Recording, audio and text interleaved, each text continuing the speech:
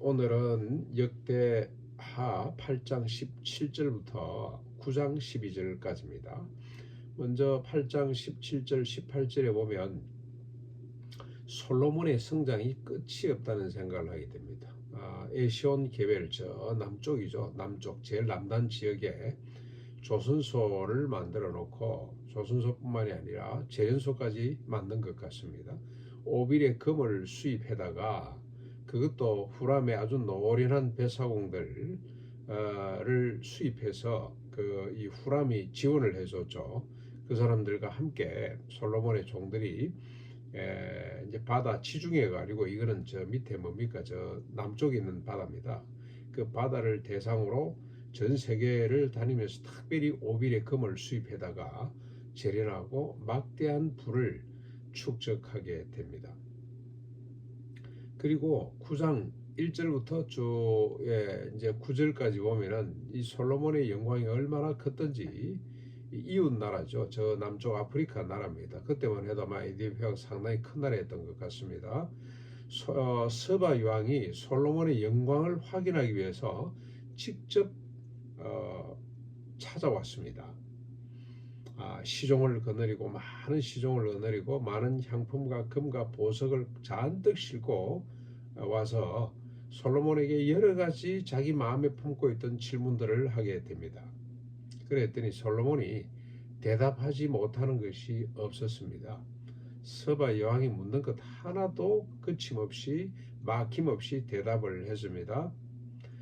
그리고 이 서바 여왕이 솔로몬이 건축한 궁과 그의 상에 올라간 음식들과 신하들의 자석 그리고 신하들이 도열한 것 그리고 그 도열할 때 그들의 공복들 신하들의 종들이 함께 도열하고 술관원들이 도열할 때 그들의 공복들이 함께 서 있는 그 아름다운 모습을 보고 그리고 또 성전에 올라가는 청계를 보고 정신이 황홀해졌다라는 표현을 쓰고 있습니다. 너무 놀라워서 너무 감탄을 해서 정신줄을 놓을 정도가 되었더라.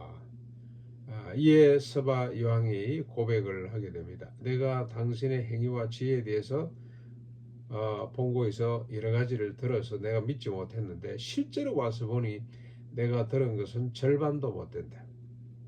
당신의 사람들과 신하들이 복이 있다. 왜냐?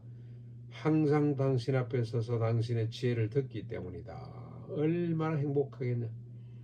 당신의 그 리더십, 당신의 훌륭한 인품, 당신의 지혜를 날마다 접할 수 있어서 얼마나 좋겠냐. 이렇게 서바 여왕이 상당히 겸손하고 뭔가 결핍보다는 아주 갈망이 있는 사람이죠. 지혜에 대해서 왕으로서 어떻게 하면 나라를 잘 다스릴 수 있을까? 어떻게 하면은 좀 멋있는 왕이 될 수 있을까? 이런 아마 갈증을 느끼고 있던 차에 솔로몬을 만나고 너무너무 아마 행복했던 것 같습니다. 그런데 솔로몬 휘하에 있는 그의 관원들과 그의 신하들, 그의 백성들이 너무너무 부러운 거죠. 그러면서 그가 뭐라고 고백을 합니까?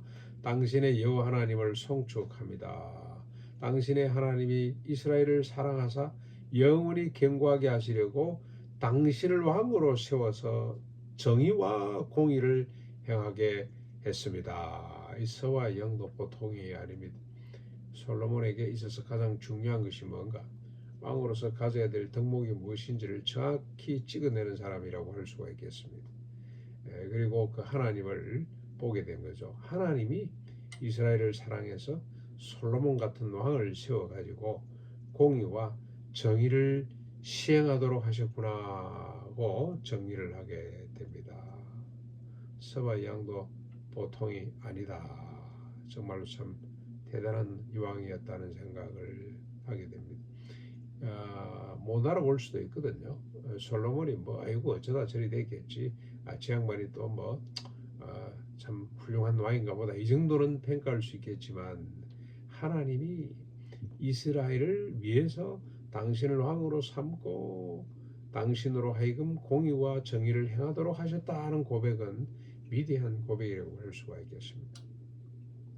이제 10절로 12절에 보면은 솔로몬의 영광이 계속됩니다.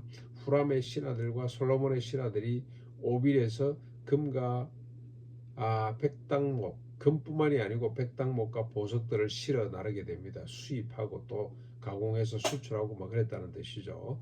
그때 가지고 온 백당목으로 성전과 왕궁의 계단을 만들고, 여러분 우리가 집을 방문했을 때 그 집에 2층이 있는 집에 대락이 이 계단이 있는데, 계단을 뭘로 만들었냐 가지고 그 집의 가치를 평가할 수 있는데, 나무 계단이 참 멋있죠. 좋습니다. 그런데 그것도 그냥 나무가 아니고 백당목으로 성전과 왕궁의 계단을 만들었더라. 그리고 노래하는 자들을 위해서 수금과 비파를 만들었는데 전에는 보지 못할 정도였더라. 이 말이 자주 나오죠. 전무후무한, 전에 보지 못했던 아름답고 정교하고 정말로 예쁘게 만들었더라. 서바 여왕이 이 소원대로 구하는 것을 다 제공하고 거기다가 더 후한 담대까지 못해서 돌려보냈더라. 솔로몬의 영광은 끝이 없었습니다.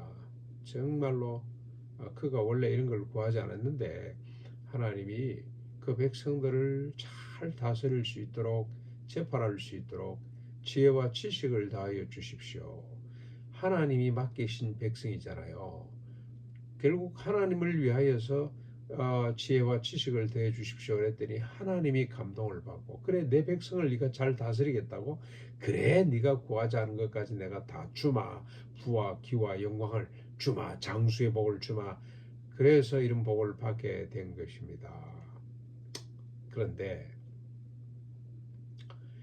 이 솔로몬이 아이고 하나님 이제 그만 주시죠, 예 족합니다 하고 멈추었더라면 어땠을까? 이 끝모르는 성공과 성장이 솔로몬에게 큰 걸림돌이 되는 거죠. 실패와 패망의 원인이 되었습니다. 그런데 솔로몬도 이 사실을 알았습니다. 그런데 이 성공과 성장을 멈출 수가 없었습니다.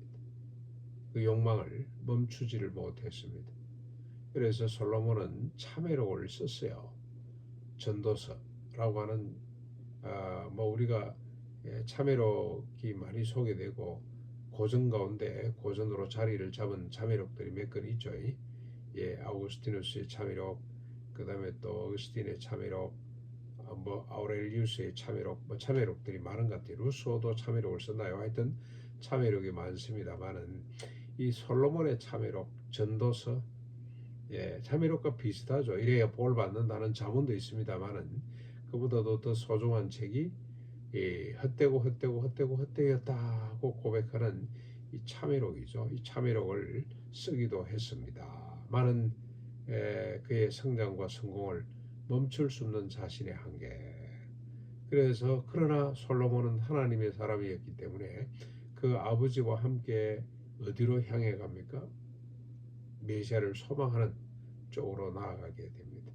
우리가 솔로몬을 의미 있게 보는 것은 이 부분이죠. 이 부분입니다. 그가 얼마나 더 성공했더라. 근데 성공으로 끝나면 안 됩니다. 그 성공이 이에게는 큰 걸림돌이 돼서 패망으로 가는 빌미가 된 것 우리가 꼭 잊지 말아야 됩니다. 우리가 오늘도 솔로몬을 통해서 배워야 될 교훈이 뭡니까? 성공과 성장을 넘어 그 위에 있는 진실이죠. 하나님의 뜻, 곧 정의와 인애의 가치를 쫓는, 우리의 모든 있다는 것, 그건 이 공의와 인애를 위해 하나님이 주신 은사라고 생각을 하고, 혹시 있다면 없어도 공의와 인애의 가치를 쫓는 것 자체가 그건 재산입니다. 그게 영광입니다. 그게 부호, 지혜요, 지식의 근본이라고 할 수가 있습니다. 이 가치를 쫓아 하나님께 기쁨이 되고 세상을 풍요롭게 만드는 복된 하루가 될 수 있기를 바랍니다. 우리 수도를 아름답게 가꾸고 가난농곤학교를 다시 세우는 귀한 기초가 될 수 있기를 주님의 이름으로 축원합니다.